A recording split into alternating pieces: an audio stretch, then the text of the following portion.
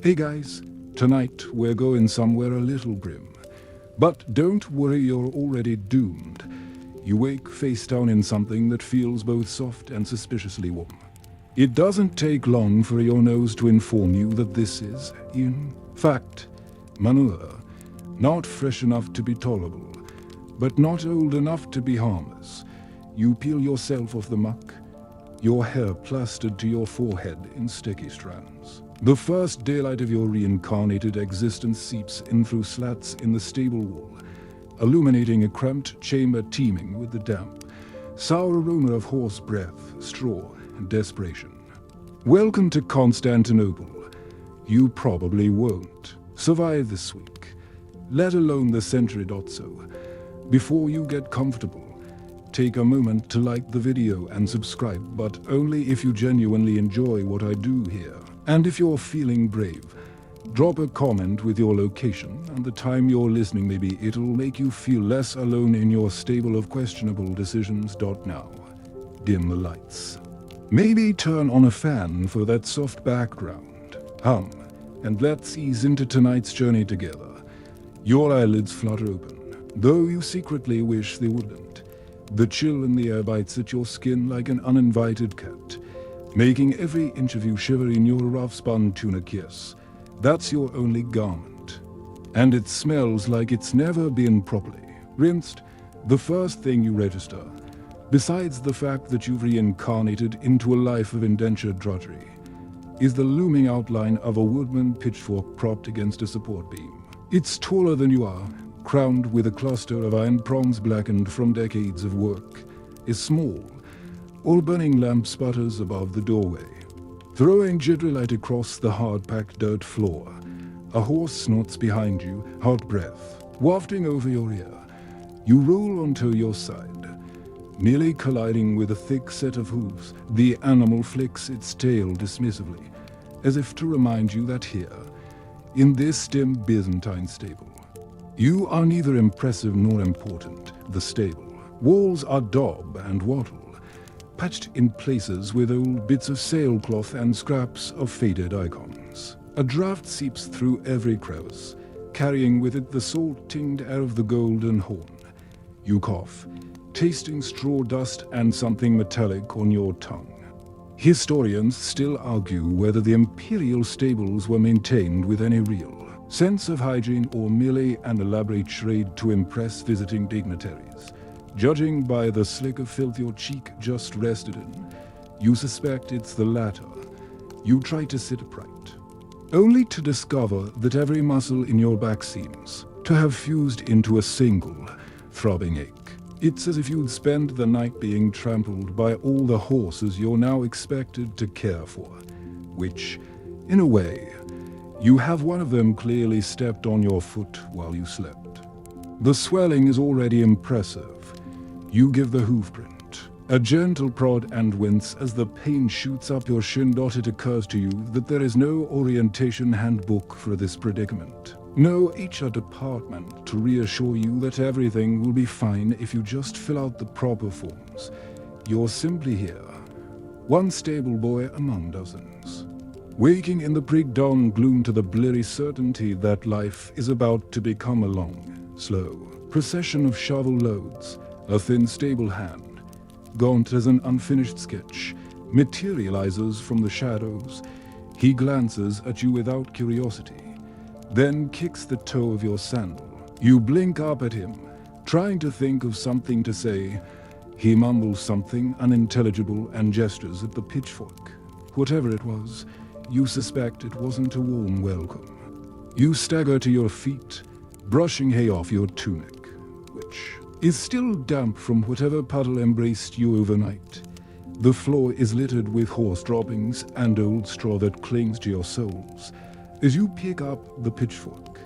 Its wooden shaft feels cold and splintery under your palm. A small plaque nailed to a beam reads Propositus Stabili, indicating the overseer's quarters. You'd hope this might be the least offensive corner of the building. But the reek intensifies as you approach. Outside, the courtyard is waking to the stable boys shuffle in and out, hauling buckets of water and armfuls of fodder. You glimpse a narrow glimpse of sky, a bruised purple streak before dawn. It almost feels like a consolation until a gust of wind drives a fresh wave of stench up your nose. You try to breathe through your mouth, which proves to be an equally bad idea. At the edge of the yard stands a stone trough where water drips from an iron spout. You drag yourself over and splash your face, hoping it might shock you into some semblance of alertness. The water is cold enough to make your teeth ache. When you lift your head, you catch your reflection, hollow-eyed, dirt-smeared, and wearing an expression that says you'd rather be anywhere else. Meanwhile, your phone is dead. But so are your neighbors. A shuffle of feet behind you signals. The overseer's rival. He's a massive man with a neck like an ox yoke and arms that seem designed exclusively for pointing at people who've disappointed him. He squints at you as though he can already sense your complete lack of experience. With an exasperated sigh, he jerks his chin toward the nearest stall. You obey, feeling the last vestiges of your dignity slide down your spine like lukewarm soup. You wedge yourself into the narrow space beside the horse, who lifts its head and gives you a slow, disdainful blink. The hay pile is low, the feed bucket nearly empty. You dig into the fodder sack with both hands, breathing in the warm, grassy scent that almost masks the ammonia reek. The morning unfolds in a dull rhythm. Shovel, bucket, rake, repeat. Each stall offers a new permutation of filth, some wetter, some crustier, none remotely pleasant. Your arms grow heavy by the third round, and your shoulders burn from the strain. You pause to stretch your back, only to discover that the overseer is watching you with the expression of a man witnessing a chicken trying to play the liar. Remember that damp tunic? It's still there, chafing your skin in places you'd rather not think about. You make a mental note to wash it if you can ever find water not already claimed by the horses. As dawn becomes day, the stable grows louder. Horses snort and stamp. Boys mutter curses under their breath, and somewhere in the courtyard, a barrel tips over with a hollow clang. A small cluster of stable hands gathers near the door, exchanging rumors about an imperial feast rumored to take place tomorrow. You pretend not to listen, but the thought of leftovers makes your stomach lurch in longing. One boy claims that during Emperor Justinian's reign, these stables housed thousands of horses and hundreds of handlers, though historians still argue whether that number was a clerical exaggeration or a boastful flourish. You wonder if any of those handlers woke up feeling as lost as you do now, or if they simply accepted their lot the moment they tasted the dust and heard the restless hooves. As the sun climbs higher, the work shows no sign of ending.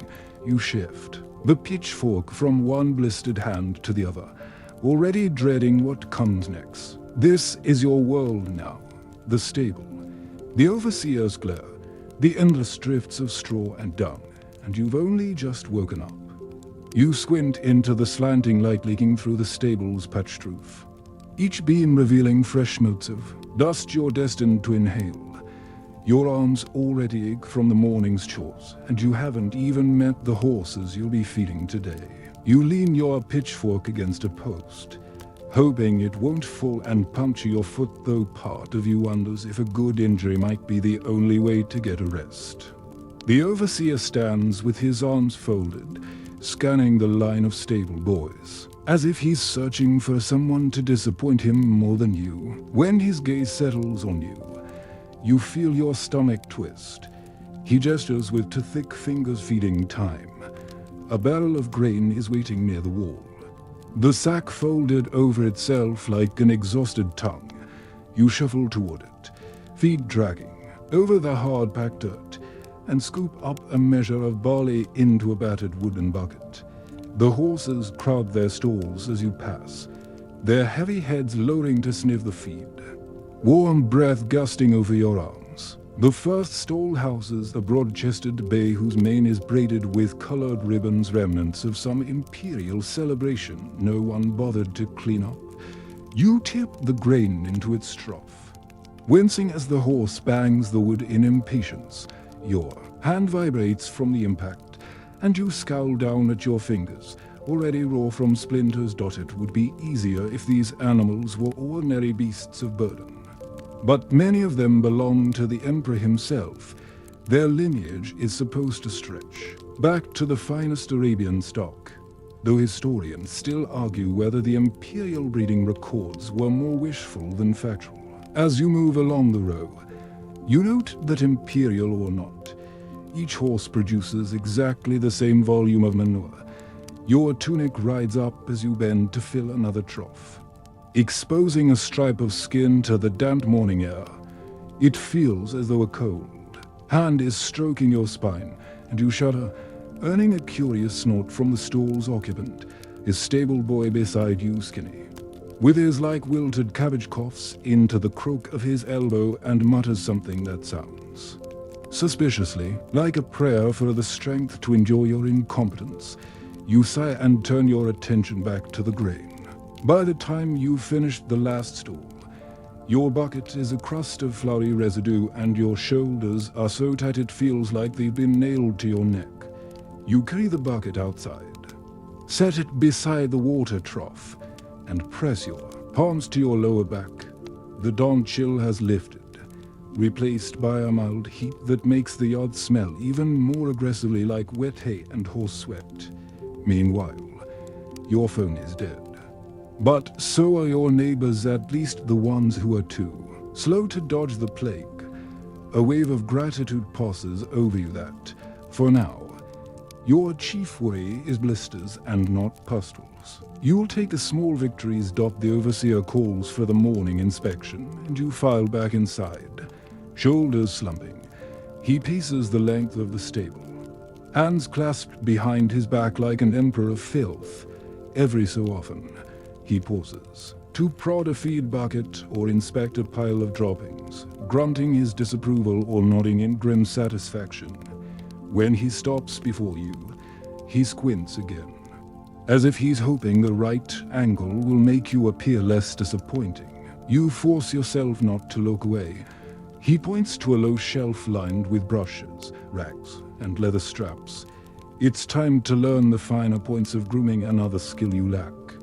The other boys disperse to their assigned tasks, and you're left alone with the horse whose ribboned mane you just fed.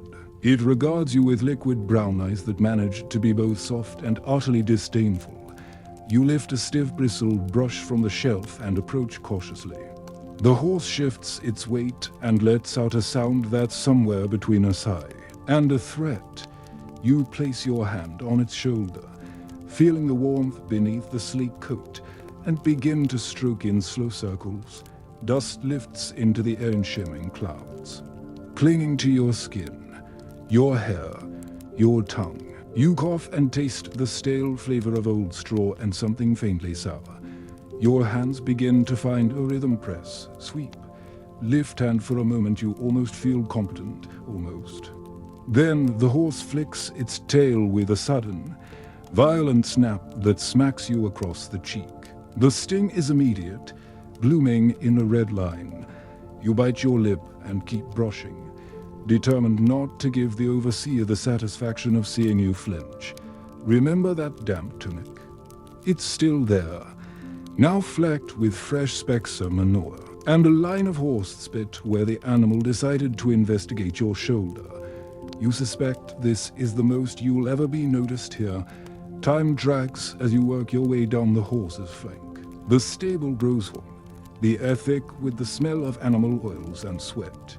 You pause to wipe your brow, and in that moment, the overseer barks a command you don't understand.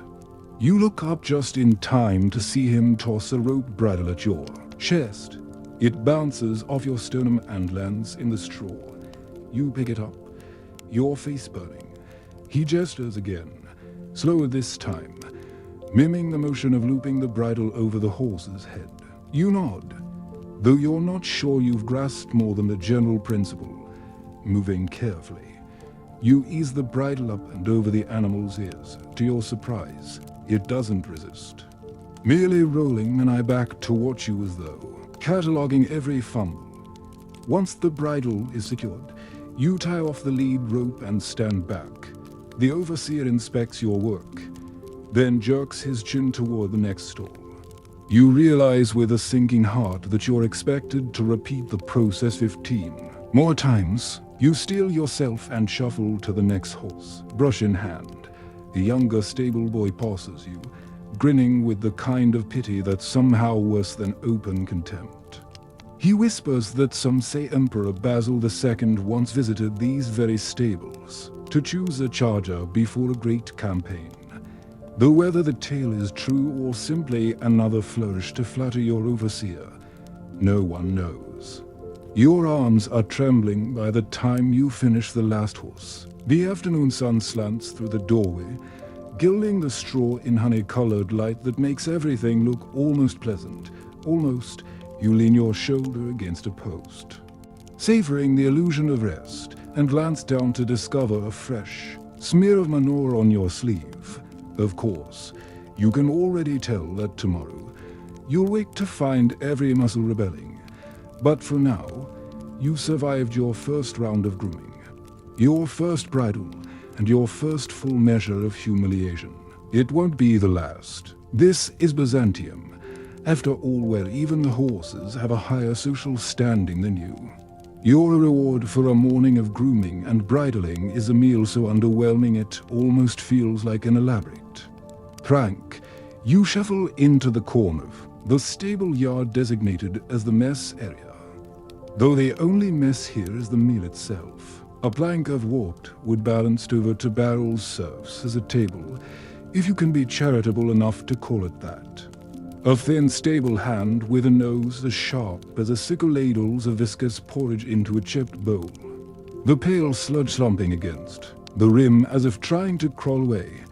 You take it without comment, clutching the rough ceramic in both hands. The smell is faintly sour, with a note of something earthy you suspect might be the beetles everyone pretends not to. Notice you lower yourself onto an overturned bucket, the edges digging into the back of your thighs. As you lift the first spoonful, you try not to look too closely at the small dark flecks floating in the paste. You remind yourself that you're not in any position to complain, at least it's warm. You take a tentative bite. It tastes like overcooked barley kissed by a hint of mildew. A boy to your right sees your expression and lets out a short, humorless laugh. He assures you, in a voice so dry it could desiccate grapes, that sometimes the cook throws in a chunk of old cheese. A delicacy, he calls it. You nod weakly, though you're already certain that no wedge of cheese, no matter how aged, could salvage this bowl. Remember that damp tunic. It's still there, now stuck to your spine with sweat and the residue of grooming dust. You pull at the fabric, trying to peel it loose, and it clings stubbornly like the shame of having been reborn into stable drudgery. You're halfway through the porridge when you bite into something with an audible crunch. You pause, tongue probing the shard until you confirm it's exactly what you feared, a beetle shell. You weigh the option, spit it discreetly onto the straw, or pretend you never noticed. In the end, you swallow, resolving not to think about it. After all, historians still argue whether Byzantine kitchens intentionally added insects for protein or simply didn't care. Either explanation seems equally plausible as you force down another spoonful. Meanwhile, your phone is dead, but so are your neighbors, at least the ones who sampled the stable's less questionable cheese ration. You rub your temple and exhale, reminding yourself that modern refrigeration is a luxury you will never see again. The meal ends. Without ceremony, the stable hands drift away in pairs and trios, scraping their bowls clean with calloused fingers. You linger on your bucket, staring into the dregs of your porridge as if hoping for a glimpse of deliverance. All you find is another beetle leg clinging to the rim. You set the bowl on the table and stand, every joint protesting. The overseer bellows your name, or what you assume is your name. His accent clips the syllables into something unrecognizable, But the meaning is clear. Get back to work. You shuffle across the yard, your feet sliding through the churn mud. The next task is hauling fresh straw from the storage shed to replenish the stalls.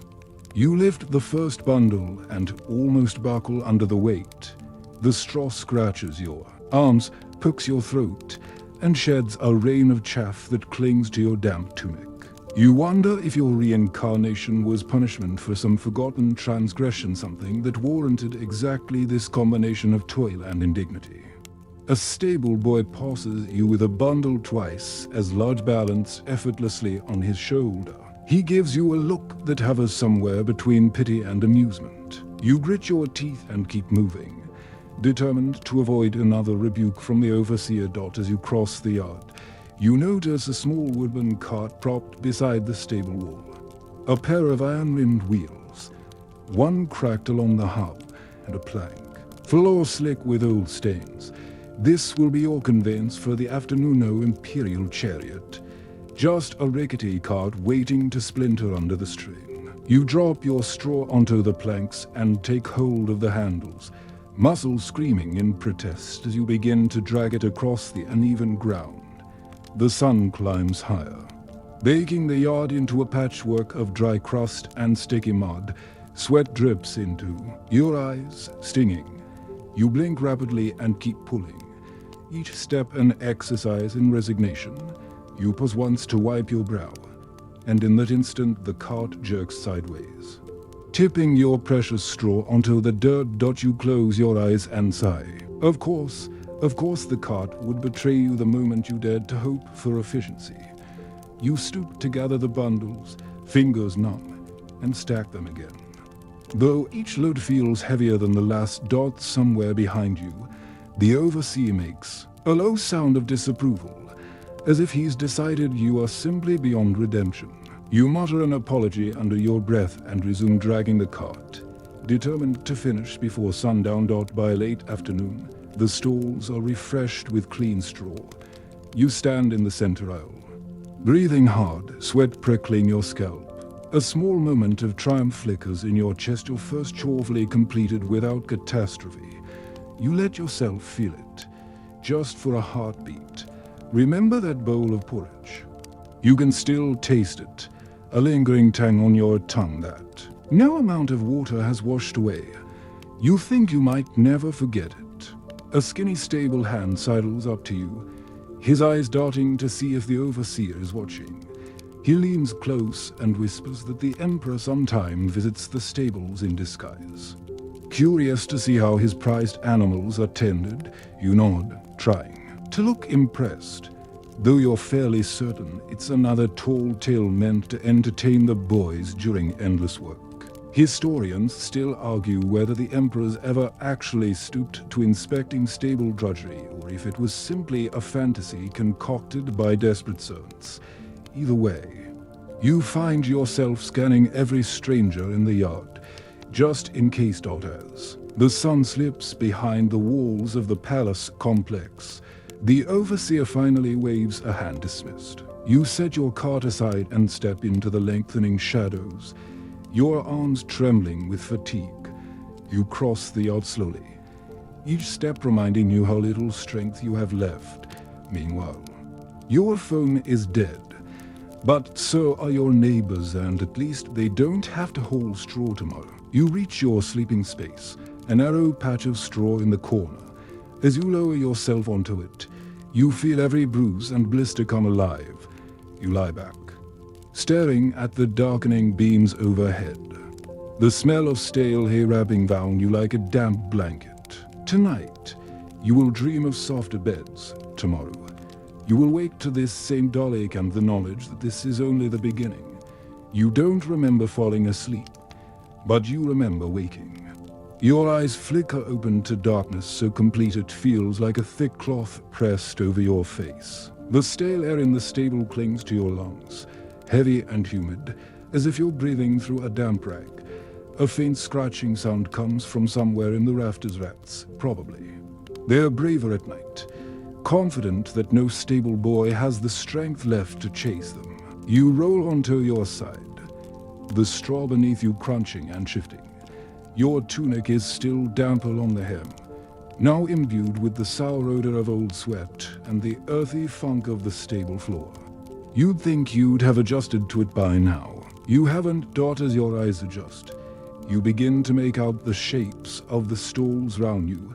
The horses stand silent, some resting their muzzles on the wooden railings, others flicking their ears at phantom flies. You push yourself up on an elbow, trying not to think about the endless hours stretching ahead. It's your turn to keep the night watch. You force your stiff legs to cooperate, rising slowly. The stable feels even colder now. The stone walls exhaling drafts that slip under your tunic and crawl along your spine, rusted. Lantern dangles from a nail by the doorway, its wick already lit by whoever last stood this vigil. You lift it carefully, the metal handle warm against your palm, and turn to survey the space you're meant to guard. Outside, the courtyard lies quiet under a bruised sky. A few other stable hands huddle near the embers of a fire, shoulders hunched, faces dimly illuminated by the glow. You envy them, even though you know their rest is as ragged as yours. No one here truly sleeps. You pace the length of the stable aisle, lantern swinging, the horses shifting their weight as you pass. In the silence, your thoughts wander to the rumors you've overheard about plague creeping through the alleys of Constantinople, about noble families retreating behind locked doors, about servants found dead at dawn. You swallow, throat dry. Historians still argue whether the plague arrived in the city through trade ships or through infected soldiers returning from campaigns. You suspect no one truly cares about the distinction when the fever starts. Either way, it finds you eventually. You pause beside the stall that houses the Emperor's prized stallion. In the lantern light, the horse's coat gleams like polished onyx. You reach out to touch its neck.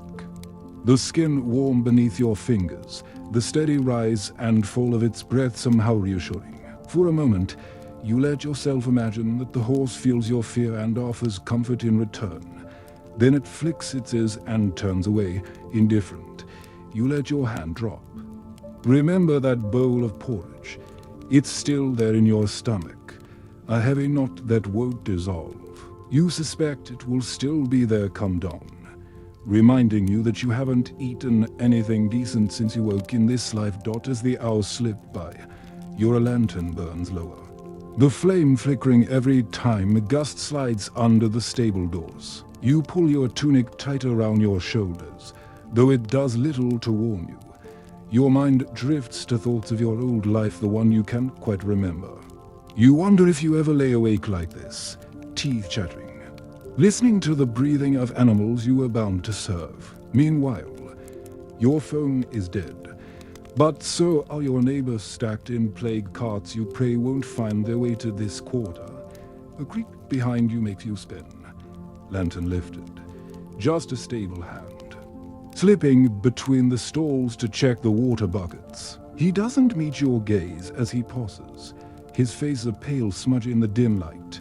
You watch him go, the silence swelling round you again. Somewhere outside, a dog barks, the sound sharp and lonely. It echoes through the courtyard before fading into the stillness. You take a slow breath, feeling the cold settle deeper in your bones. Time thickens, stretches. You check the lantern's oil again, though you already know you'll have to ration it. You can't risk being left in total darkness. The thought makes your skin prickle. You step outside for a moment, letting the night air wash over your face. The sky is clear, a scatter of brittle stars overhead. You close your eyes and imagine you can hear the city beyond these walls. Merchant stalls, shuttered tight, dogs nosing through refuse, soldiers on watch at the palace gates. All of it just out of reach. A world you'll never truly touch. When you open your eyes, you see movement at the edge of the courtyard, a figure slipping between the shadows, carrying something bundled in cloth. For a heartbeat, you think it's the Emperor in disguise, come to see how his animals fare. But no, It's only another servant, depositing something behind the shed. You tell yourself you don't want to know what it is. You turn back to the stable, the lantern's flame bobbing with your steps. The horses are quiet again, their eyes reflecting pinpoints of light. You check the latches on each stall, fingers numb from the cold. One by one, you make sure every door is secured. Remember the straw you hold this morning. You can still feel the scratches on your arms, the ache in your shoulders. Every task leaves its mark, a ledger of small humiliations etched into your body. At last, you settle onto a low stool near the entrance, lantern resting on the floor at your feet. You fold your arms across your chest and let your chin drop. You can't truly sleep, but you can drift. In this place, that's the closest you'll come to rest. Hours later, or maybe only minutes, you rouse yourself. Blinking at the dying flame, you refill the oil, strike the flint, and coax the lantern back to life. The light flares, illuminating the rough walls and the damp straw and your own hollow-eyed reflection in a pane of warped glass nailed beside the doorway. You study your face for a moment. You look older already. You suspect you'll look older still by the time this week is done. Meanwhile, your phone is dead. But so are your neighbors, and you still have to finish the night watch. You shift on the stool, pulling your tunic tight around you. The draft is relentless, slipping under the door like a cold finger, tracing your spine. You breathe in the smells of the stable. Dung, sweat, straw. You breathe out, and for a moment, you almost feel like you belong here. Almost. You wake if you can call it waking, still perched on your stool. Your neck bent at an angle you'll be feeling for days. A grey seam of light has opened between the stable doors, announcing dawn's arrival with all the subtlety of a thrown bucket. Your knees pop as you straighten, every muscle and joint voting to resign immediately. The horses are already restless, shifting in their stalls, snorting clouds of warm breath into the chill. You rub your eyes, trying to banish the fog of half-sleep. Today is no ordinary day. Today, you've been assigned the dubious honor of grooming the Emperor's prized stallion for the grand procession. Event you will most certainly not be allowed to attend. You catch your reflection in the warped glass by the door, and it startles you. The hollows under your eyes are deeper, the line of your mouth more resigned. You look like someone who has not only accepted his lot, but begun to suspect he deserved it. The stable yard is already alive when you step outside. Boys scurry in every direction, holding buckets and brushes. The overseer's voice rasps over the commotion, assigning tasks with the brisk efficiency of a man whose patience evaporated years ago. You are handed a brush nearly as long as your forearm, and a square of soft cloth meant for polishing the stallion's tack. It all feels ceremonial. But no one's in the mood to pretend this is anything grander than labor. You trudge back to the stall, where the Emperor's horse stands gleaming in the early light, magnificent and entirely aware of it. Historians still argue whether imperial horses were truly trained to recognize their masters in the din of the hippodrome, or if that was just the court poets flattering their patron. You suspect this stallion would rather recognize a fresh pail of oats. You lift the brush and begin working the dust and oil from its sleek flank. The horse flicks an ear, eyeing you with the kind of wriggle skepticism you've grown used to as you work. You feel your own heart beat slow into the familiar rhythm of repetitive toil press, sweep, lift. Straw crackles under your boots, the air filling with the warm, sweet smell of clean horsehair. Remember that damp tunic. It's still there, and it's even more offensive this morning, because every movement rubs the stiffened seams against your ribs. You swear it's developing a life of its own. Halfway through brushing the stallion's neck, the overseer appears, a length of crimson cloth draped over his arm. He gestures sharply for you to step back, and you obey, careful to keep your eyes lowered. He lifts the cloth and unfurls it, a ceremonial blanket, embroidered in gold thread. You catch a glimpse of imperial insignia before he snaps it crisply. Over the horse's back, a wave of displaced dust blooms round you, settling on your hair and shoulders like judgment. Meanwhile, your phone is dead. But so are your neighbors, although they probably smell better. The overseer fits the bridle. Next, his thick fingers surprisingly deft as he arranges the ornate leather and polishes each brass fitting. You're permitted to stand by and hold the polishing cloth, as if this qualifies you to share in the animal's glory. When he's satisfied, he fixes you with a look that suggests you're one failed gesture away from disgrace and nods toward the stable yard. It's time to ready the cart for a transporting feed and water to the processional router duty, so essentially it will be forgotten the instant you complete it.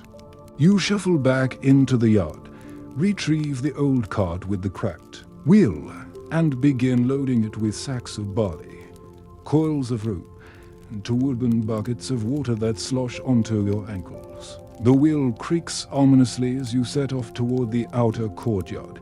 Every dip in the rutted ground sends fresh splashes over your toes, and soon your sandals are soaked. Your skin puckered and numb. Remember that bowl of porridge, you swear. You can still feel it expanding in your gut, as though determined to haunt you for the rest of your reincarnated days. When you finally reach the waiting line of attendants and guards, you lower the cart's handles with care. A pair of soldiers glance your way but quickly return to their conversation about rumored uprisings in the provinces. You keep your eyes down. You've learned that attention is rarely a gift here. Historians still argue whether these processions were genuine public spectacles or carefully staged performances to distract from the Empire's mounting problems. Judging by the brittle tension in the air, you suspect the latter. You unload the sacks and buckets, one by one, your arms trembling from fatigue. When the cart is empty, you drag it to the edge of the yard and sit on the step, pressing your palms to your thighs to stop their shaking. Meanwhile, your phone is dead. But so are your neighbors, whose souls are surely somewhere cleaner and more comfortable. You allow yourself a few minutes to watch the preparations. Attendants in bright tunics fuss over ceremonial standards. A row of courtiers emerges from the palace, their robes shimmering in the morning light. You catch the faint strains of distant music pipes and drums practicing the melodies that will soon echo down the main thoroughfares. For a heartbeat, you forget where you are. You imagine yourself in those ranks, a figure of consequence instead of a smudge of straw, dust, and sweat. Then the overseer's voice sparks your name, and the illusion shatters. You push yourself to your feet, joints protesting, and trudge back. Inside, the stable feels smaller in the daylight, every corner cluttered with the debris of 1,000 chores. You set the cart aside, retrieve your brush and cloth, and return to your assigned stallion. The horse eyes you as if to say you took too long. Remember the straw you hauled yesterday. A few stray stalks still cling to your hair, though you gave up trying to remove them hours ago. You suspect they'll be buried with you someday. The rest of the morning passes in a blur of cleaning and checking and double-checking. Each step is a small, exhausting ritual, and by the time the first trumpets sound from the outer courtyard, your hands are raw, your shoulders sagging. The stable boys gather near the doors, straining for a glimpse of the procession they'll never be allowed to join. You stand among them, too tired to pretend you're not curious. The gates swing open, flooding the courtyard with noise and color. The Emperor's retinue passes in a blur of crimson and gold, the horses gleaming beneath their riders. For a moment, you catch a glimpse of the stallion you groomed head high, mane flowing. Every inch the creature of legend. You almost feel proud, though you know no one will remember you were here. When the spectacle recedes into the city streets, the stable seems to exhale. The overseer claps his hands, and the spell breaks. You return to your chores, each task a little heavier than the last dot. Meanwhile, your phone is dead. But so are your neighbors, and at least no one expects them to polish tech. You think you might be dreaming as you slump against the stable wall. But no, your back aches too sharply, and the straw digs too insistently into your spine for this to be anything but the real and varnished moment.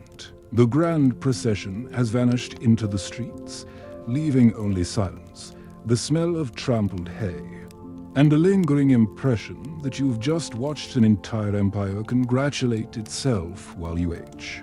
Il the brush, the overseer claps once sharp, brisk, and any illusions of rest disintegrate. His voice slices through the hutch, assigning each stable boy a new list of duties. Yours is the saddles, specifically, hauling them from the rack and oiling every leather strap until they shine. Shuffle toward the saddle racks with the resigned gait of someone who has accepted he may never stand up straight again. The first saddle you reach is massive. Its stiff leather layered with brass ornaments that catch the dim light and glint accusingly. You plant your feet, brace your knees, and lift. The whole contraption heaves off the rack and lands across your chest, pressing all the air out of your lungs in one soft, decisive shove. You stagger back a step, nearly toppling into the straw. A thin stable boy with hair like a scouring brush gives you a pitying look before turning away to wrangle a bridle twice his size.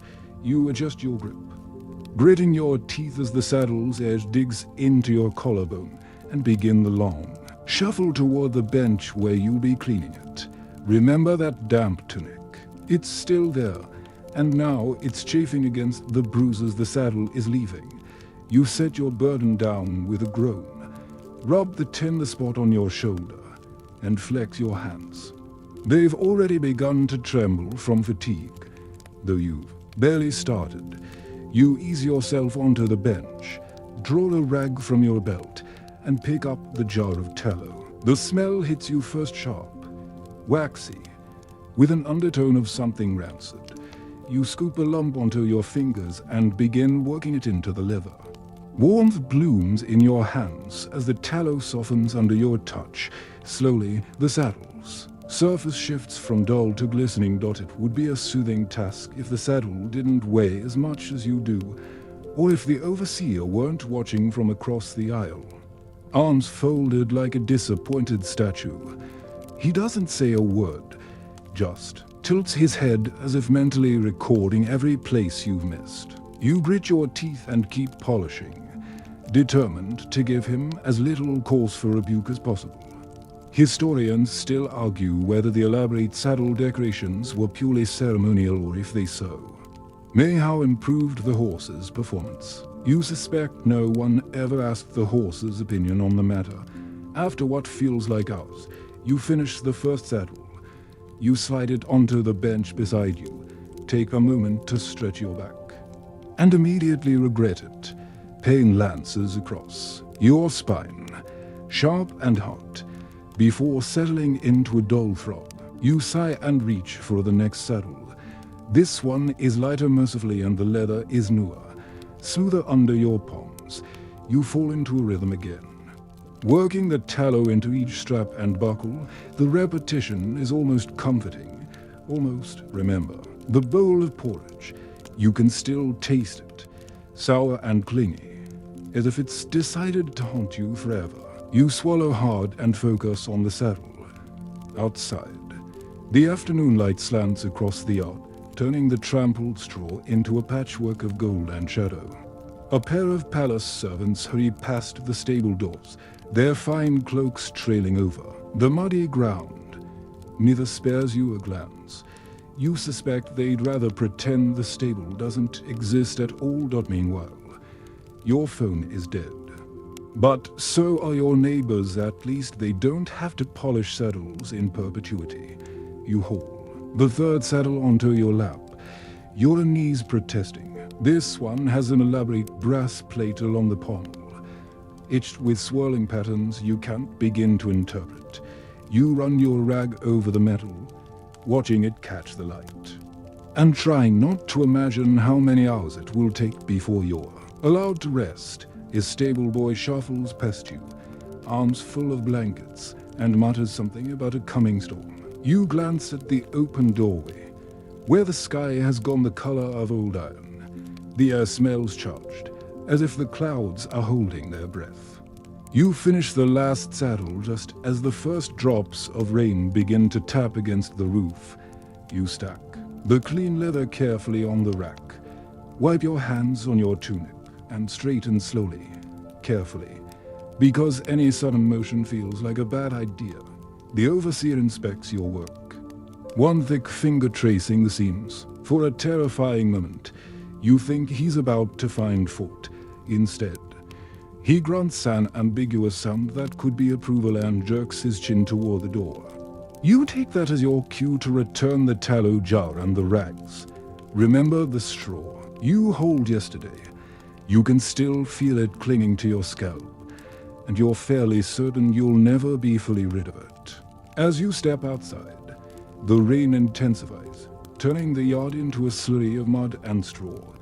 You stand under the overhang, arms folded across your chest, watching rivulets of brown water stream toward the drains. You'd almost welcome the downpour if it didn't mean everything you cleaned today will be filthy again by morning.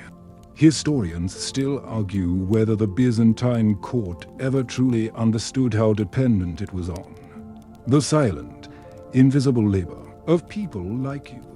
You suspect the answer is no. The wind shifts, blowing a fine mist under the eaves.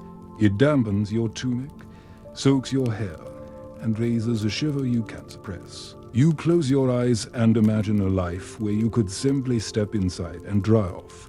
A life with clean clothes, warm bread, and the certainty you would earn be woken before dawn. Meanwhile, your phone is dead, but so are your neighbors, and at least their day's labor is over.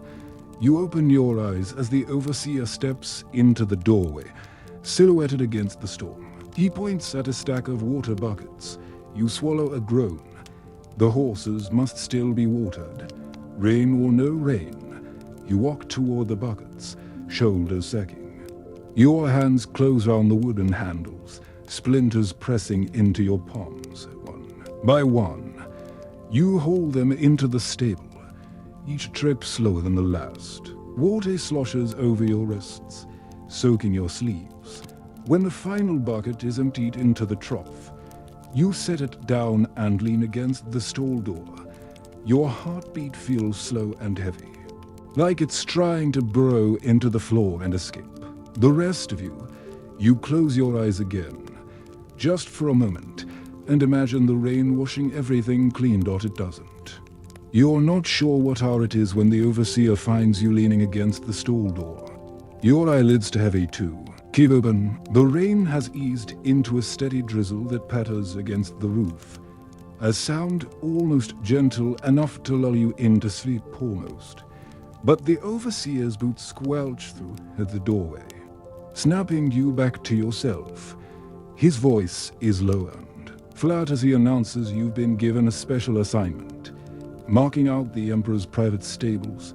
A shiver creeps along your spine that has nothing to do with the draft. You knew this day would come, everyone does, but you'd hoped you'd be granted a little more time before your labor was judged against the standards of imperial scrutiny.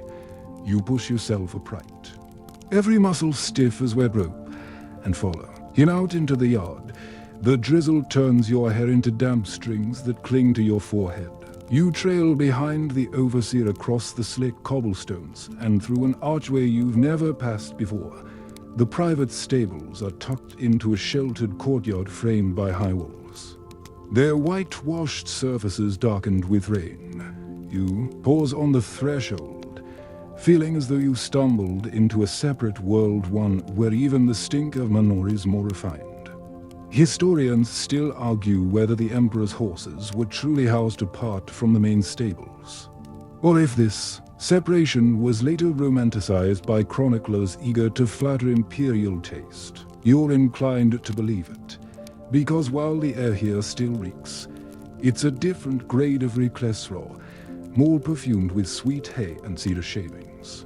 The overseer stops by a door reinforced with bronze studs and gestures for you to wait. He disappears inside, leaving you alone with your thoughts and the quiet drip of rain from the eaves. You rub your arms, wishing you could wring some of the dampness from your tunic without looking as pathetic as you. Fieldod, meanwhile, your phone, is dead. But so are your neighbors, none of whom will ever have to impress an emperor's inspector. The door opens again. The overseer steps out, flanked by a servant in a pale linen robe who eyes you as if you've been scraped off a shoe. He gestures you forward without speaking. You cross the threshold into a stable that looks nothing like the drafty hole you've left behind. Here, the floor is paved in smooth stone, clean enough to see your reflection in the wet patches. Each stall is fronted by polished wood and brass fittings, and a row of oil lamps glows along the walls. You wonder how many candles it took to mask the smell. You suspect more than you could count. The servant leads you to a pile of tools neatly arranged in a corner. Pitchforks with polished handles, buckets that have never seen rust, brooms that look as though they might be replaced at the first sign of wear. You try not to let your show. He explains if a series of clipped, nasal remarks can be called an explanation that you are to muck out each stall, spread fresh straw, and polish the brass nameplates over the gates. You nod carefully, committing every detail to memory. He eyes you for a moment, as if waiting for you to faint or bolt, then turns on his heel and disappears down the passage. You take a slow breath. Then you lift the first pitchfork, feeling its balance so much lighter and finer than the one you've grown accustomed to, and step toward the nearest stall. Remember that damp tunic. It's still there, now streaked with rainwater that seeps into the fabric and chills your skin to the bone. You tell yourself you'll warm up once you get moving. You begin the work. The first forkful of straw and manure lands in the bucket with a satisfying weight.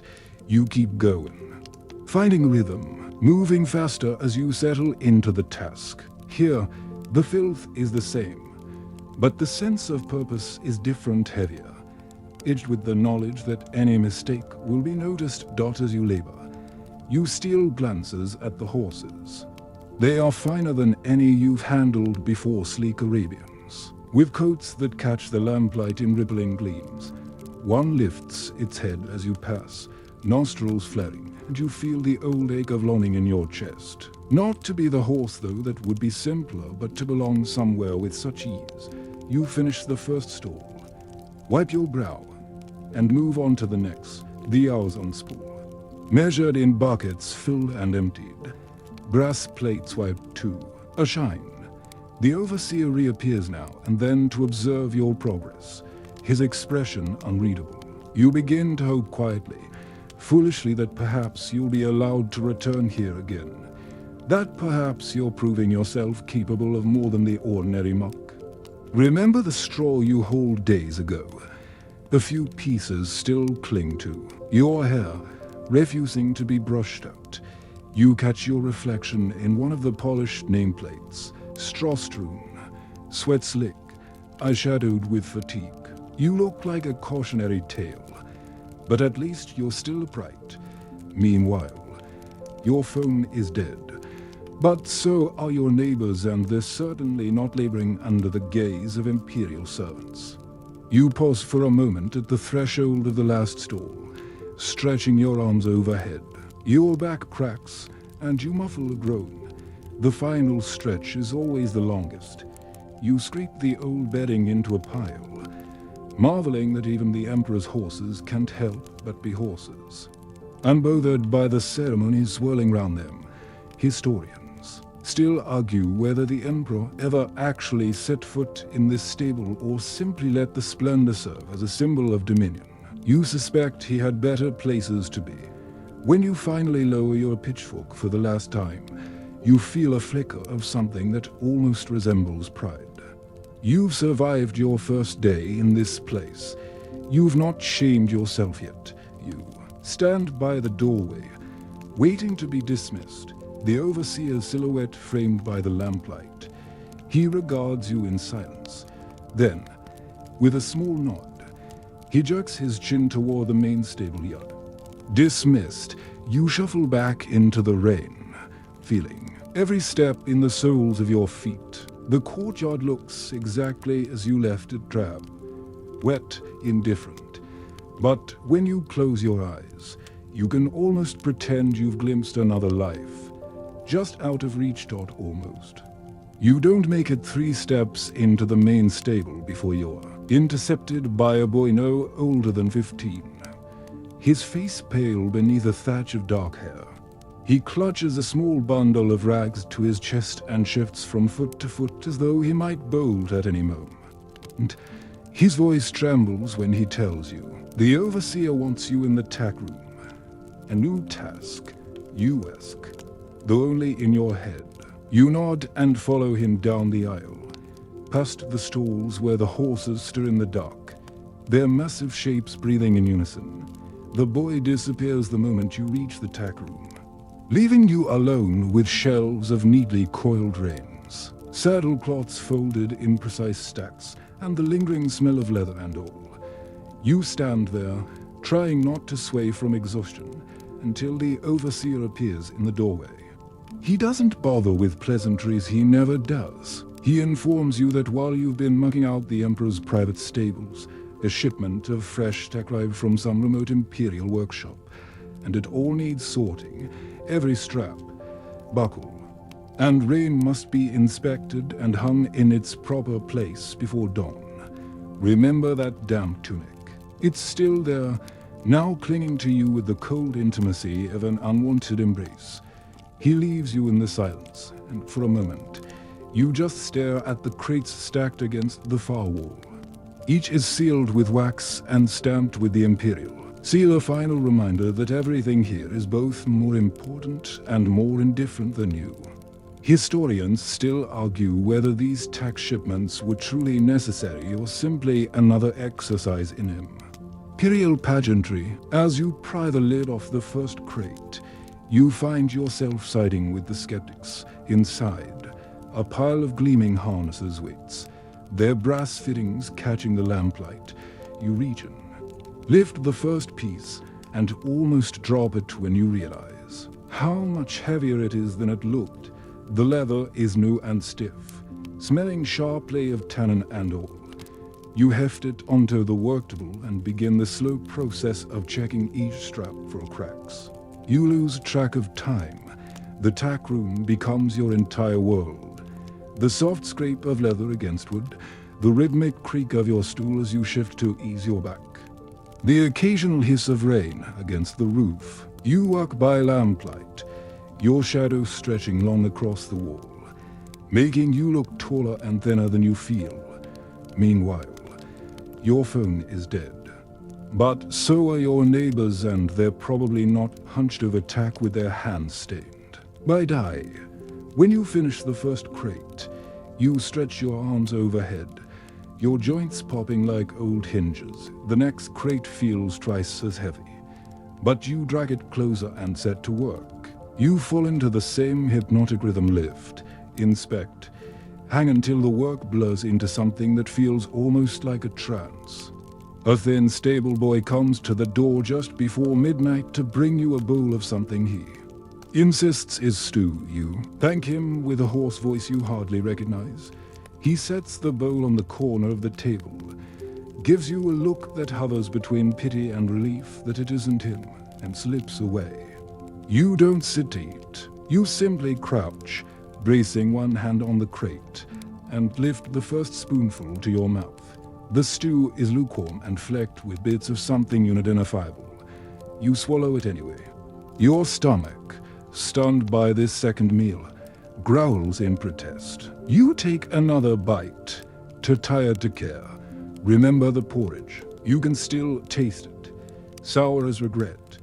But this is somehow worse, greasy and bland in equal measure. When the bowl is empty, you set it aside and return to the tack. The work slows as the hours grind on. Your hands tremble each time you lift. A harness. Your arms gone heavy as sodden rope. You rub your eyes, willing yourself to stay alert. You know the overseer could reappear at any moment, and you suspect he would delight in catching you asleep.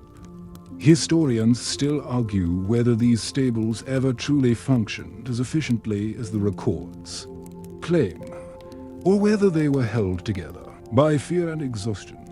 Judging by the ache in your bones, you're inclined to believe the latter. You finish the last crate as dawn begins to brighten the cracks between the shutters. You stand, your knees buckling, and look over the rows of polished tack you've hung. Each piece glints in the new light, proof that you've done the job if not well, then at least thoroughly. You step outside, blinking in the pale dawn. The yard is quiet. The other boys still asleep or pretending to be.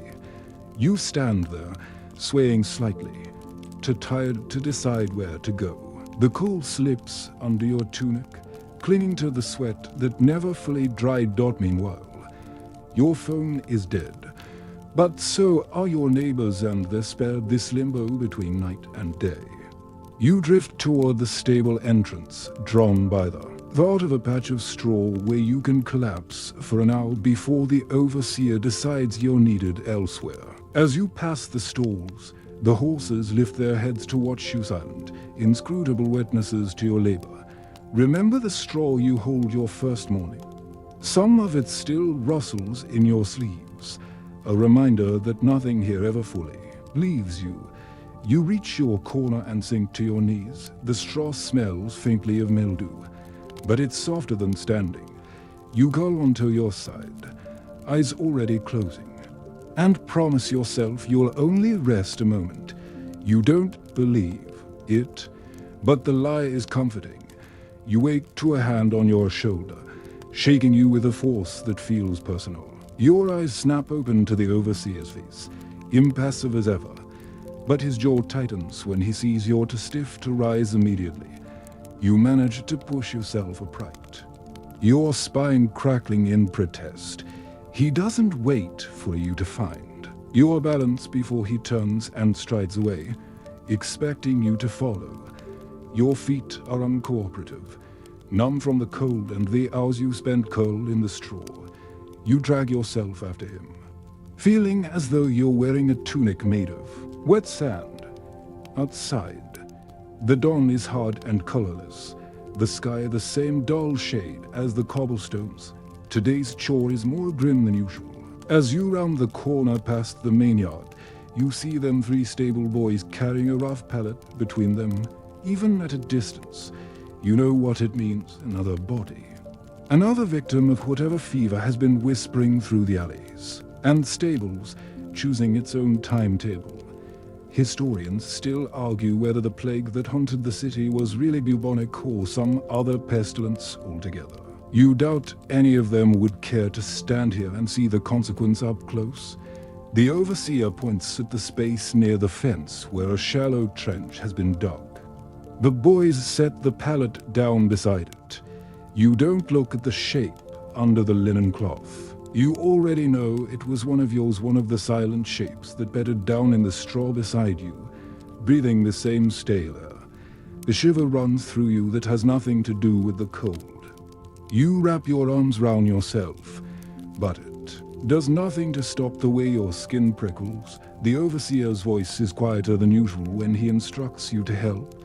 You step forward, your legs moving without your permission. Remember that damp tunic.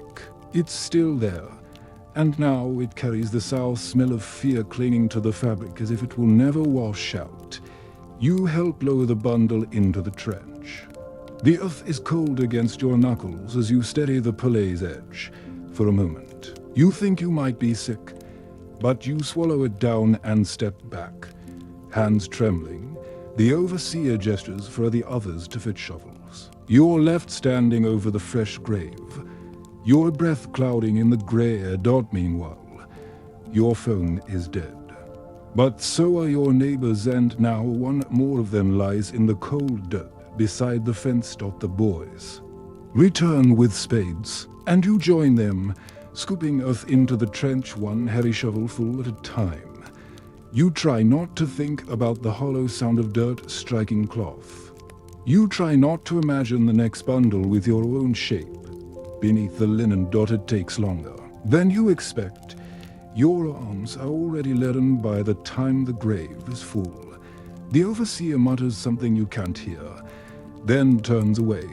The rest of you stand there a moment longer, unable to look at each other. Finally, you drop your shovel and walk back to the stable. Your hands raw and filthy dot inside. The air is thicker than usual. A dozen horses shift and stamp in their stalls. Uneasy in the wake of your grim errand, you find your way to the feed. Barrels, needing something, anything to occupy your thoughts. You scoop grain into a bucket, each handful grounding you, reminding you that your heart is still beating. Historians still argue whether the imperial bureaucracy bothered to record the deaths of stable hands, or whether they were simply replaced and forgotten. You suspect you already know. You spend the next hours in a fog of chores. You carry grain, refill water buckets, rake the owl clean. Each task blurs into the next until you feel hollowed out. As though the morning's burial scraped something from your chest that you can't quite name. Remember the porridge you ate days ago? You think you'd almost welcome its taste now, just to remind yourself there's still room in you for hunger. When the midday bell rings, you stagger outside, pressing your palm to the stable door for balance. The drizzle has returned, washing the yard into a slurry of straw and mud. You step into it, feeling the cold seep through your sandals. You find a barrel turned on its side and sit heavily on it, elbows braced on your knees. You close your eyes and listen to the rain drumming against the roof.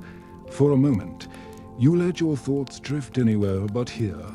Meanwhile, your phone is dead. But so are your neighbors, and you can't decide if you envy them or pity them more. A voice calls. Your name, low and uncertain. You open your eyes to see one of the younger boys standing in the doorway, holding a folded scrap of cloth. He tells you the overseer says you've earned the privilege of new rags to replace your tunic. You almost laugh at the word privilege, but your throat is too raw for humor. You take the bundle and retreat to the edge of the stable to change. The fresh tunic is coarser than you'd hoped, still stiff from dye, but it's dry. You pull it over your head, wincing as it scrapes over your bruises. Remember the straw you hold your first morning? It's clinging to your hair again, a small, familiar misery that feels almost comforting in its predictability. When you emerge, the overseer is waiting. He doesn't remark on the tunic. He only gestures at the stack of empty feed buckets and tells you they need scrubbing before sundown. You nod, too tired to feel anything but resignation. You carry the buckets to the trough, the iron rims cold against your palms as you lower them into the water. The surface breaks into ripples that catch the weak afternoon light. For a moment, you see your reflection eyes shadowed, mouth drawn. Historians still argue whether stable hands ever left this life for something better, whether anyone ever noticed when they were gone. You watch your reflection break apart as you scrub. You don't have the answer. The buckets are clean, or at least as clean as they'll ever get in a yard that seems to spawn filth faster than you can scrape it away. You stack them carefully by the trough, flexing your fingers to work the stiffness out of your knuckles. Your palms are raw-lined, with pink creases that sting each time the wind skims your skin. It's late afternoon by now, though you wouldn't know it from the bruised sky overhead. The drizzle has thickened into a cold, steady rain that trickles down your neck every time you step outside. You shiver, pressing your elbows tight against your ribs as if that will somehow keep the damp from seeping any deeper. The overseer appears without warning, as he always does, materializing from the gloom like a particularly humorless spirit. He informs you that the Hippodrome Festival preparations are behind schedule. and the stables must be put in order for the influx of imperial guests and their mounts. You don't bother asking why the horses of the high and mighty can't be housed somewhere else. You already know the answer. Every inch of this empire is built on the backs of those who don't get to ask questions. You trail him to the edge of the yard, where an entire wagon load of fresh straw waits. The bales are stacked higher than your head, lashed down with ropes already darkening from the rain. You think of your arms, the dull ache that has never fully left them since your first morning, and you wonder how many loads like this it will take before they simply refuse to lift anything again. Historians still argue whether the Hippodrome festivals were genuinely beloved or merely tolerated a spectacle to distract the masses while the empire's foundations quietly rotted. You suspect no one standing here in the drizzle cares either way. You wedge your shoulder against the nearest bale, work the rope loose, and drag it down. The straw is wet along the edges, each stalk heavy and half-rotten, but it's still cleaner than whatever it's meant to replace. You heft the bundle to your chest and stagger toward the main aisle. Remember that damp tunic? You traded it for a newer one, but this one is already soaked through, clinging to your spine like a cold hand. You spread the first layer of straw over the stable floor, working methodically. It doesn't matter that the festival won't start for hours, or that no one will spare a glance for the floor under their feet. The overseer's standards are unbending. Each stall must look immaculate, or at least passable enough to preserve the illusion. By the time you finish half the wagon, your shoulders burn so fiercely you have to stop and press your palm to the nearest beam, breathing in shallow gasps. Your hands are bright pink, streaked with welts where the straw cut through the skin. You close your eyes and rest your forehead against the wood, just for a moment. Meanwhile, your phone is dead. But so are your neighbors, none of whom are expected. To decorate the Empire's favorite racetrack is stable boy sidles up beside you, dragging a smaller bale. He mutters something about the festival's opening ceremony, how the Emperor himself is rumored to be attending. You nod without looking at him, because you're too tired to pretend you care. You have no illusions about being allowed to see any of it.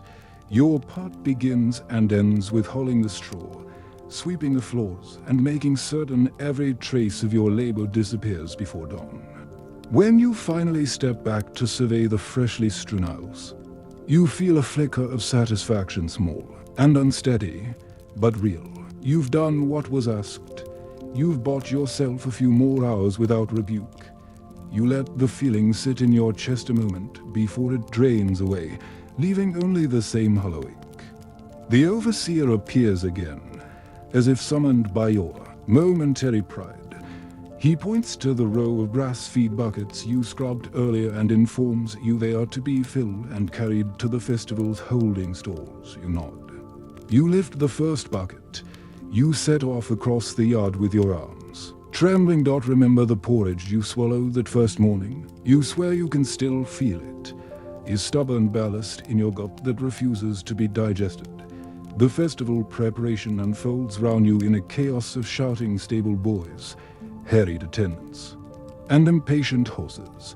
You weave through it all, your feet slipping in the mud, your shoulders hunching every time a noble servant brushes past without so much as an apology. You set the buckets in their designated places, lining them up like offerings before an altar you'll never be allowed to approach. The horses they're meant for haven't arrived yet, but you can already picture them, sleek beasts with manes combed into glossy waves. So far removed from the scruffy creatures you tend that they might as well be carved from marble. Historians still argue whether the imperial stables and the festival pavilions were truly separate institutions, or whether the distinction existed only on paper. You suspect the truth doesn't matter to anyone who ever had to clean them. You trudge back across the yard for the next load. The rain finds every gap in your collar, trickling down your spine in cold rivulets. You don't bother wiping it away. Meanwhile, Your phone is dead. But so are your neighbors, and if there's any mercy in the universe, they don't have to hold feet in the rain dot by the time the last bucket is placed. The afternoon has slipped into dusk. Lanterns flare along the hippodrome walls, their golden glow making the rain look almost beautiful. You stand there for a moment, arms empty, watching the light spill across the cobbles. For an instant, you imagine you could be someone who belongs on the other side of those lanterns, who will sit beneath the awnings and cheer when the chariots thunder past. Then you turn away. The moment dissolves like straw under a horse's hoofs. Remember the straw you spread this morning. It's already trampled to mush, the illusion undone before it could be admired. You shuffle back to the stable. The overseer says nothing when you pass him. He doesn't have to. Your silence is the only acknowledgement he expects. You find your corner and sink to the floor, bracing your back against the wall. The rain beats steady overhead. Your tunic clings to you. Your hands are raw. But for now, no one is calling your name. For now, you can simply sit. The festival dawns. Not with trumpets or drums, those will come later, but with the clatter of a dozen stable boys hauling carts through the yard. Their wheels groaning under the weight of fresh fodder and crates of ceremonial tack. You open your eyes to the sound, feeling as though you never really slept at all. You roll to your side, groaning as the bruises along your ribs remind you they're still there. Your new tunic is stiff where it dried against your skin. You peel it away inch by inch, trying not to flinch. A voice calls your name sharp, impatient. The overseer is waiting. You stagger upright, bracing your hand against the wall for a balance, and shuffle out into the courtyard. A fine drizzle is falling, the kind that soaks you through without ever feeling like real rain. The overseer doesn't spare you a glance as he rattles off instructions. The festival horses are to be fed, groomed, and led to the hippodrome in time for the opening ceremonies, and because you've proven yourself adequate, his word, spat like a stone, you will be assigned to mucking the holding stalls once they're empty. Remember that damp tunic? You almost miss it. At least it had the decency to be familiar. The stable boys fan out, some to the feed barrels, others to the grooming racks. You take your place beside the carts of fresh straw, shoulders already sagging at the thought of starting over. You lift the first bale and drag it into the holding corridor. The air in here is warmer, scented with the sweetness of hay and the faint tang of sweat. It's almost pleasant until you remember why you're here. Historians still argue whether the festival was as grand as the chroniclers claimed, or if all the silk banners and gilded chariots were a thin veneer over hunger and unrest. You suspect the truth is simpler. Everything in this city is a performance, including your exhaustion. You strip the old bedding from the first stall, piling it into a cart that will be wheeled to the dung heap when the overseer is satisfied. The straw is damp and sour, heavier than you expect. You scoop it away with your pitchfork, ignoring the ache in your shoulders. You've learned by now that complaining doesn't buy you mercy, only more work. His stable boy you haven't met before appears in the doorway with a pail of water. He glances at you but says nothing. You nod, an unspoken truce, and keep shoveling. Soon the floor is bare, the stone beneath etched with hoof prints. You fetch fresh straw and scatter it by handfuls, smoothing it with your boot until it looks clean enough to impress whatever dignitary might deign to peer inside. Remember the porridge. You'd almost eat it again if it meant you could sit down for 5 minutes as the morning lengthens. The horses begin to arrive. You step aside as each is led past you, gleaming creatures draped in embroidered cloth, their manes braided with colored ribbons. One tosses its head as it passes, the plume on its bridle swaying like a banner. For an instant, you wonder if it knows how much better its life is than yours. Meanwhile, your phone is dead. But so are your neighbors, and none of them have to.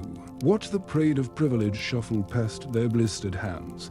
You move to the next stall, repeating the same steps: shuffle, cut, spread, smooth, over and over, until your vision blurs and the line between one stall and the next dissolves. By midday, the yard beyond the stables is alive with the festival's commotion.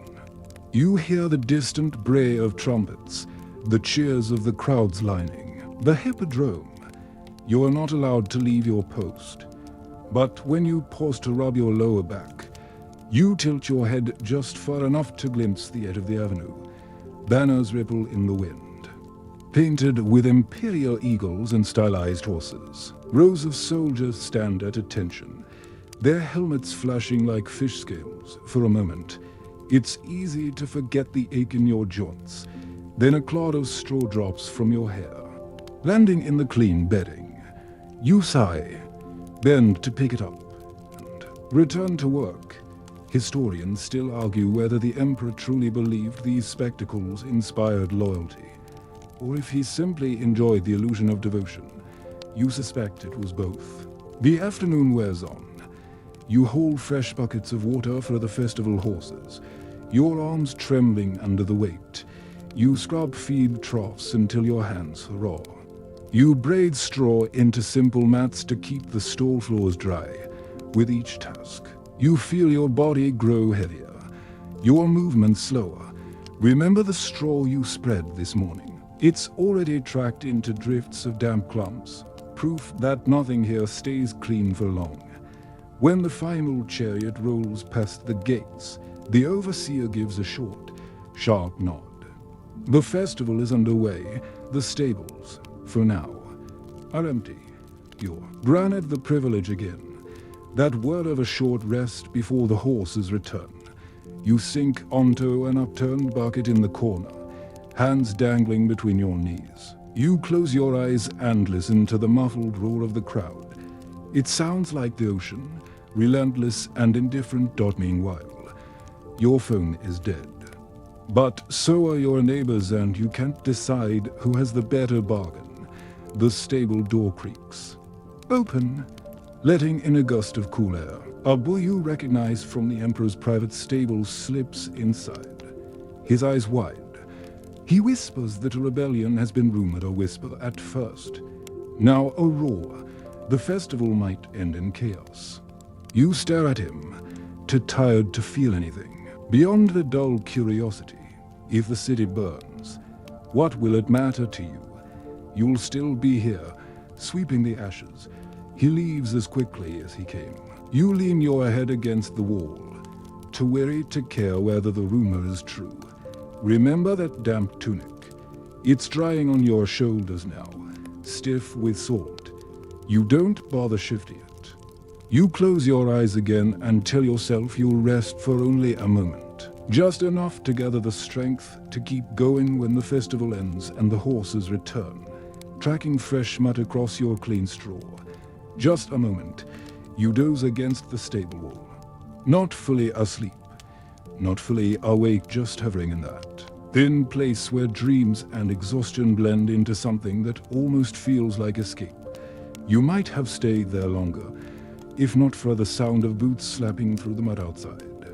Your eyes crack open, two stable boys lurch through the doorway, their arms full of tack and blankets. One face is flushed from the cold or from fear, you can't tell which. The other mutters something under his breath about the rumors spreading through the hippodrome stands. You push yourself upright, your legs protesting, and step into the aisle. The festival is still underway, but the tension outside has shifted. You can feel it in the air, as if the city itself is holding its breath. The noise from the hippodrome comes in waves, cheers punctuated by something else, an undercurrent of shouts that don't sound like a celebration. Historians still argue whether the crowd's mood ever truly turns so quickly, or whether scribes embellish the accounts to justify what happened next. You suspect the truth is simpler. All it takes is one spark to set the whole city alight. The overseer appears, barking orders over the din. You're assigned to help unload the incoming mounts horses returning early from the parade route. Sweat darkened and jittery from the press of the crowd, you nod, though every part of you wants to sink back onto that bucket and close your eyes for a week. Remember that damp tunic. It's still there, and now the salt crust crackles every time you move. You follow the overseer into the courtyard. The first line of horses is already arriving, their reins clutched in the hands of nervous attendants. You grab the bridle of a bay mare, her eyes wide, breath steaming in the cold air. She tries to dance sideways as you lead her inside. You murmur nonsense under your breath-soothing sounds that mean nothing to either of you but make you feel marginally less powerless. You guide her into a stall freshly bedded with straw you spread only hours ago. She stamps and snorts, nostrils flaring. You check her hooves for stones. Your fingers numb as you brush away clots of mud. Another boy brings a pail of water, which you set just inside the gate. Meanwhile, your phone is dead. But so are your neighbors, and at least they don't have to soothe panicked horses while the city teeters on the edge of revolt. One by one, more horses file in. The stable darkens as the afternoon light wanes, the lamps along the aisle guttering in the draft. You keep working, losing track of time. Your shoulders are dull, constant ache. A stable hand pauses you, whispering that the hippodrome's outer gates are shut and that the Emperor's guard has been seen moving toward the stands. You pause with a saddle blanket in your hands, blinking at him. He shrugs. What can either of you do? Remember the porridge you thought you'd never miss? You'd eat a bucket of it right now if it meant you could walk away from this place. You hang the blanket on a peg and return to the aisle. A light rain has begun to fall again, tapping against the shutters outside. The city's voices have changed, growing sharper, more ragged. You catch the word rebellion tossed from mouth to mouth like a torch dot. The overseer barks your name sharper. This time, you turn to find him glaring, and he jerks his chin toward a pile of soiled straw near the entrance. You don't have to ask what he means. You grab the pitchfork and begin loading it into the waiting cart. The damp straw clings to your hands, gritty and cold. When the pile is gone, you wipe your palms on your tunic and realize you're shaking not from fear, but from the knowledge that no matter what happens in the hippodrome, your day won't end any sooner. Historians still argue whether the stables were truly insulated from the chaos outside, or if the walls were merely thin barriers against the inevitable. You suspect you'll find out before the night is over. The overseer calls for the doors to be barred, a precaution, he says, though his eyes flick to the far gate as if expecting it to burst open at any moment. You help. Hold the heavy crossbar into place, the wood scraping over the threshold. The boom as it settles into its brackets feels final, like the lid of a coffin. You stand there a moment, your breath loud in the hush. The rain has grown harder, drumming against the roof in a steady rhythm. You almost wish it would drown out the shouts beyond the walls. Remember the straw you spread this morning? You can smell it now, sweet and damp and trampled to mush beneath the hooves of the Emperor's prize animals. The overseer orders the lamps lit. You fetch the taper and move down the aisle, touching each wick in turn. Flames bloom one by one, soft gold against the darkness. When you reach the last lamp, you pause, your hand hovering over the glass chimney for an instant. You imagine blowing it out, sinking this place into darkness so complete you could finally disappear. But you don't. You light it and set the taper aside. Meanwhile, your phone is dead, but so are your neighbors, and you suspect their sleep is deeper than yours will ever be. You slump onto a crate near the feed barrels. No one speaks. The other boys sit in their corners, watching the flickering shadows on the walls. Outside, the city roars and groans and burns, and inside, you wait for whatever comes next. Remember that damp tunic. It's cold now, plastered to your spine. You can't tell if the shivers that rack you are from the chill or from the knowledge. That dawn may not look any different than tonight. You close your eyes and rest your head against the wall. The lamp nearest you hisses softly. The only sound in the dark dot just for a moment. You pretend you can't hear the crowd. You can't pretend forever dot at some point, maybe an hour. Maybe till the shouting outside grows louder, layered with the brittle clatter of something striking stone. You peel your cheek away from the cold wall and lift your head. The other boys are watching the doors, their faces pale in the lamplight. No one says a word. A crash breaks the hush, a barrel tipped over in the yard, or maybe something heavier. You stand, joints stiff, and step closer to the nearest stall, the better to steady yourself if the noise grows any nearer. Your hands curl round the smooth top rail. The horse inside flicks an ear, but does not move. Historians still argue whether the fires that consumed parts of the city began in the hippodrome itself or in the warrens of the poorer districts beyond. The walls. All you know is that the air has changed. Even through the thick stable doors, you can smell the sharp, acrid tang of smoke. Remember that damp tunic. The smoke finds every damp patch, clinging to the wool until you feel as though you're wearing the memory of every burned roof in Constantinople. The overseer strides past, a lantern in one hand and his jaw clenched tight. He tells you and the others to stand ready if the fire comes this way. The horses must be led out, one by one, and tethered in the far courtyard. He doesn't need to say the rest. If the fire comes, no one will care whether you escape with them. You nod, throat dry. You look round at the other stable boys, and you see the same thought in every set of hollow eyes. Survival isn't guaranteed. It isn't even expected. You take a pitchfork and lean it within easy reach, though you doubt it will help if the fire breaches the walls. The nearest horse shifts, stamping softly. You murmur to it a habit by now and run your palm over its neck. The warmth there is reassuring, though you suspect it's also false comfort. Meanwhile, your phone is dead. But so are your neighbors. At least they're past the hour of worrying what happens if the flames come too close.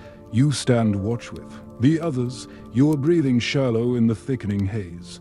Time drips by, measured in the muffled roar beyond the doors and the flicker of lamplight against the walls. At some point, the overseer returns and gestures for you to help fill the troughs and bring fresh water. If the fire forces you out, the animals will panic, thirst, and fear in equal measure. You stagger to the pump with another boy. The water is cold, stinging your chapped hands as you lift bucket after bucket. You don't dare complain. Remember the porridge you thought you'd never miss? You'd swallow it in a heartbeat if it meant you could trade this moment for any other. When the troughs are filled, you pause in the doorway. The wind has picked up, driving sheets of rain sideways across the yard. For a heartbeat, you think. The weather might save you, dousing the sparks before they take hold. But then another gust blows through, and you catch the unmistakable red pulse of firelight flickering on the far wall. The overseer curses a word you've never heard him use and orders the doors unbarred. You don't question. You and another boy brace your shoulders under the heavy crossbeam and heave. It clatters to the stones, the sound almost lost under the rising wind. Historians still argue whether the emperor's troops tried to control the flames or merely fled, along with everyone else. You suspect no one will ever know. The overseer's voice snaps you back to the present. He shouts for you to begin moving the horses now, before the embers catch in the thatch. You rush to the first stall, fumbling the latch with trembling fingers. The mare inside dances sideways, nostrils flaring as if she already smells what you fear. You slip the bridle over her head and lead her into the courtyard. Rain lashes your face, washing grit from your hair into your eyes. Remember the straw you spread this morning. It will burn twice as fast if the flames reach it. You tether the mare to a post and hurry back for the next. The process repeats. Open the gate, soothe the animal, guide it outside. Each trip feels longer, your heart hammering harder. Your tunic clings to you, sodden and heavy, somewhere beyond the walls.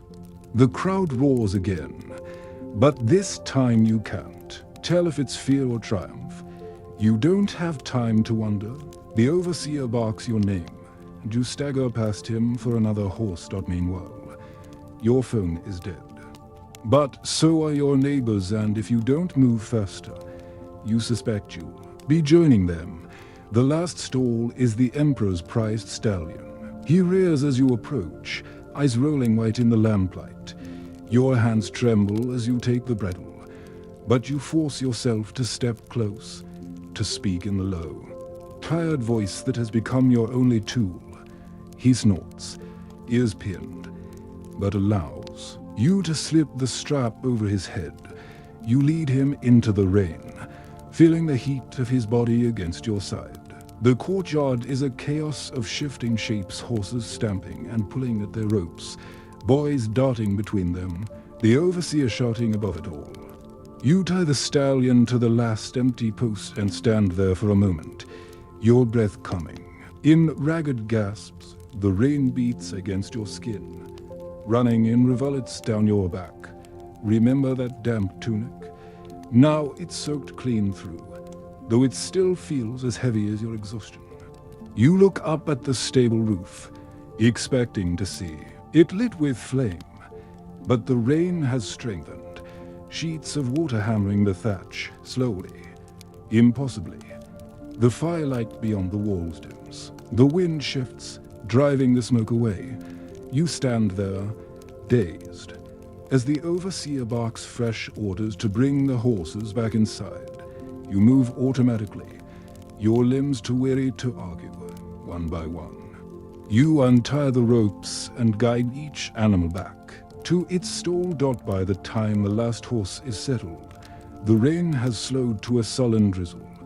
You and the other boys stand in the doorway, your faces drawn, your clothes clinging to every bruise. Historians still argue whether the stable was truly spared by luck or by the storm's mercy. You suspect it was both. You lean against the wall, the relief too big to feel all at once. You close your eyes, just for a moment, and let the rain patter over your shoulders. You're still here. For tonight. That's enough. You wake in the doorway, your cheek pressed to the cold threshold stone, as though the weight of your exhaustion simply folded you in half. The stable is quiet, but for the slow drip of rain from the eaves, you sit up, wincing as the bruises in your ribs remind you they never went anywhere. Every muscle feels like it belongs to someone else, someone heavier and more stubborn who refused to stop moving. The overseer is nowhere in sight. For once, you have a moment to take in the stable without orders crackling in the air. The stalls are dark, horses shifting in the hush, their breath rising in small puffs. You watch them, feeling something you can't quite name. Resentment, maybe, or something closer to envy. They'll be fed and brushed and stabled again by nightfall. You'll be lucky to have a bowl of porridge before dawn. Remember that damp tunic. It's still there, though the rain has rinsed most of the salt away. What's left is only the heavy smell of wet wool. You rise, joints protesting, and walk the aisle with a bucket in hand, one by one. You check each trough, topping off the water where it's run low. It's the only ritual left when the fires have been put out and the festival's ashes are still warm. Historians still argue whether the Emperor's appearance at the Hippodrome, if he truly came in person, as an act of courage or desperation. From where you stand, stooping to scoop water for a horse that won't remember you, the difference feels trivial. Outside the walls, The city creaks back to life in hesitant murmurs. You hear it in the distance, carts creaking over cobbles, voices calling out across the square, the hollow clatter of debris swept aside. You envy the sweepers. At least their work has an endpoint. A moment when the last stone is cleared and they can set down the broom. Meanwhile, your phone is dead. But so are your neighbors, and they've escaped the thousand small humiliations that fill every hour of this place. You step back from the last stall and rub your palms on your thighs. A stable boy leans in the doorway, his eyes half closed, as though he's still somewhere between sleep and the waking nightmare of chores. He tells you the overseer wants a final head count of every animal before the sun clears the roofs. You nod. Because what else can you do? Remember the straw you spread before the festival. The floor is layered with it again, already churned too. A damp mulch under the horses' hoofs. Nothing stays clean here. You count them one by one: shoulders, flanks, tails. Each animal registers your presence with a flick of an ear or a slow blink. None of them care. You reach the Emperor's stallion last. He lifts his head as you approach, dark eyes following your hands as you stroke the line of his jaw for a heartbeat. You feel almost seen. Then he snorts and turns away to nose the feed bucket. You step back, bracing your hands against the stall door. The weight of the past days presses against your spine like the cart of sodden straw you dragged. Your first morning, multiplied by every hour you've spent here. Historians still argue whether any stable boy ever rose above this life, clawed his way into the ranks of the grooms, or even the scribes. You suspect the odds were no better then than they are now. When the last horse is accounted for, you return to the yard. The sun is rising, pale gold behind the shredded clouds. You can see the smoke stains on the palace walls, the black smears, where torches caught and gutted out. Someone will repaint it soon, scrub away the char and pretend none of it ever happened. You envy them their illusions. The overseer appears, face drawn with fatigue that mirrors your own. He surveys the yard with a slow, deliberate gaze. When his eyes settle on you, he doesn't scowl or bark orders. He only nods a small, reluctant acknowledgement that you've endured this week without collapsing outright. Remember the purge. You'd almost welcome it now, if only to warm your hands. He lifts his hand and jerks his chin toward the inner stalls. The festival may be over, but the work is never done. The bedding must be replaced again, the buckets scrubbed, the tack polished to hide the rain's dulling touch. You don't argue. You turn back into the stable, feeling the bruises along your ribs with every step. The air inside is warm, smelling of straw and damp wool. The lanterns gutter as you pass, their light flickering over walls that never change. Meanwhile, your phone is dead, but so are your neighbors, and if there's any fairness in the world, they found something better to replace their cure. Left with, you pause by your corner, the patch of straw you've claimed. It looks no different than the rest of the floor, but you know every crease, every scratch in the plank beneath. You kneel there a moment, just to breathe. Remember that damp tunic. You've stopped noticing the cold. Or maybe you've just accepted it. You rise again. The day is waiting, and no one will lift your share of it for you. You don't remember deciding to stand. One moment you're kneeling on your patch of straw, your breath curling in the dim air, and the next you're on your feet, shoulders hunched, pitchfork in hand. The transition feels automatic, as if your body has given up waiting for permission from your mind. The stable is quiet in that heavy way that comes after too much noise, after crowds, fire, and days of hoofbeats pounding like a second heartbeat. Behind your ribs, you glance down the aisle. Horses flick their ears but remain silent. You envy them their calm. Historians still argue whether the Emperor's stables were truly the finest in the known world, or Just another piece of imperial theater. You suspect it depends on who's telling the story and whether their hands have ever blistered on a pitchfork handle.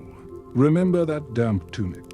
It's finally drying, but the stink of mildew clings to the seams, a badge you can't wash away.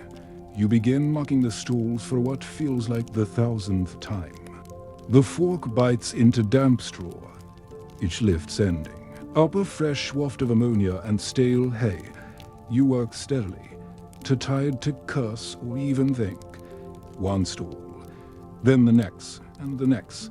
The work has become a kind of anchor. If you stop, you're afraid you might drift away altogether. The other boys pass you now and then, heads down, eyes as dull as yours. You nod to each other, but don't speak. What is there left to say? You all know how this ends. More straw, more bruises, more days that blend into each other until you can't remember the last time you felt clean. Meanwhile, your phone is dead. But so are your neighbors, and you wonder if they'd even recognize you anymore. When you finish the last stall, you drag the cart of soiled bedding out to the dung heap behind the outer wall. The air is sharp with cold, but the sky is clear, pale blue-edged with sunrise. For a moment, you pause, just to look at it. It's almost beautiful, almost. You turn back to the stable. Your steps slow. The overseer meets you in the doorway. He doesn't scowl or shout. He only gestures for you to leave the cart and fetch the water buckets. The next round of chores has already begun. Remember the straw you spread after the festival? It's already trampled flat again. The illusion of order raced overnight. You lift the buckets, one in each hand. They're heavier than they should be, or maybe you're simply weaker than you were a week ago. The handles bite into your palms. You keep moving.